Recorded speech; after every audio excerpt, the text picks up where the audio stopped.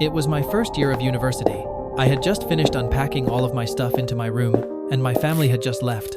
Later on that same day, my roommate finally arrived. Right from the get-go, I knew this kid was the most socially inept person I'd ever met. I introduced myself as Dan, reaching out for a handshake. He paused, looked at my arm like he didn't understand, then gave me a dead fish handshake and muttered something. I had to ask for his name. It was Dale. He answered every question with yes or no. Within minutes, we were sitting on our beds in silence. I wanted a new roommate. I assumed he was just awkward, but I was wrong. Later, I came back to the dorm after walking around campus. Dale hadn't moved an inch. When I greeted him, he didn't respond. I went to bed, but couldn't sleep. Dale was still on his laptop until 3 a.m. When he finally shut it, I passed out. But I woke up again. The blinds were open. Moonlight revealed Dale, sitting on the side of his bed, looking at me. I sat up. "Dale, what the hell are you doing?" He whispered, "Sorry," and laid down. The next morning, he was gone. It was orientation day. During the event, I saw Dale sitting in the dirt behind some bushes, rubbing a tree with his hand. The orientation leader didn't notice. I told 2 nearby students he was my roommate. They just gave me a look and said, "Sorry." That night, I came back to the dorm. Dale was sitting in my desk chair, staring at the door. I greeted him. He just said, "Nothing," flatly. I opened my laptop. Something was off. Emails were opened, folders moved. Dale had snooped through my stuff. When I asked, he denied it instantly, too quickly. I knew he was lying. Later, I found him on the ground, going through my bag. He claimed he was looking for his toothbrush. I knew he was lying again. I didn't confront him. I was leaving the next day. That night, I heard a zipper. I sat up. Dale was rummaging through my things again. I turned on the lamp. He froze. The next day, I moved out. My new roommate wasn't exactly social, but he wasn't Dale. That night, I heard clicking. Not consistent, but every 30 seconds.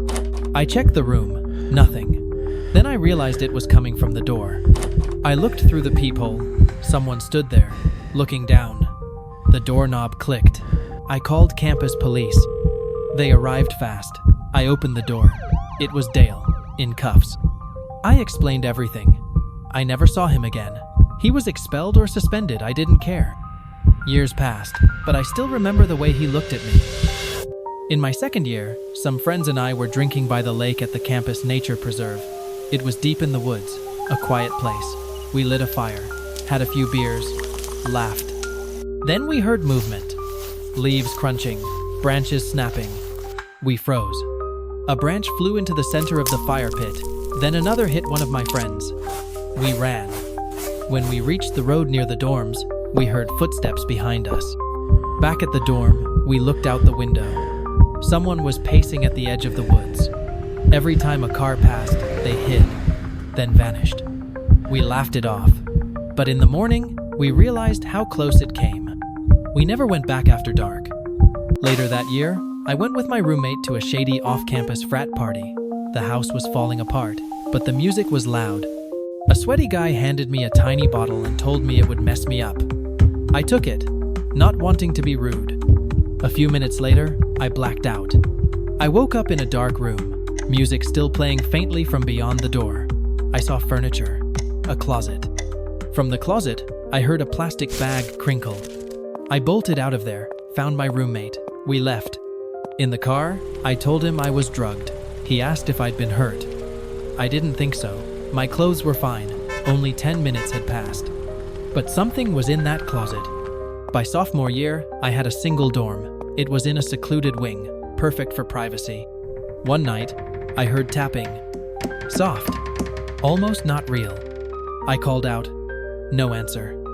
Next night, louder knocks. I opened the door. No one there. Then came the third night. I opened the door and saw someone rounding the far corner. I chased them, saw them duck into a bathroom. Inside, the light was off. 2 stall doors shut. I got on my knees and looked under the doors. A pair of black boots. I took a breath, pushed the stall door open. The boots were there, but no person. Then came the giggling. Not childlike, Not friendly. Old, raspy, deranged. I ran. Back to my room. I locked the door. The knocking returned. 30 seconds of it. Then nothing. I asked around. No one admitted to it. Everyone seemed genuine. But I saw those boots. And I still hear that laugh. All 4 of us saw him. Different places, different faces. Same eyes, same grin, same sound. Always behind the door. Records say there's always been a Dale in that dorm. They all disappeared. Because Dale was never a person. He was a role. And now it's your turn.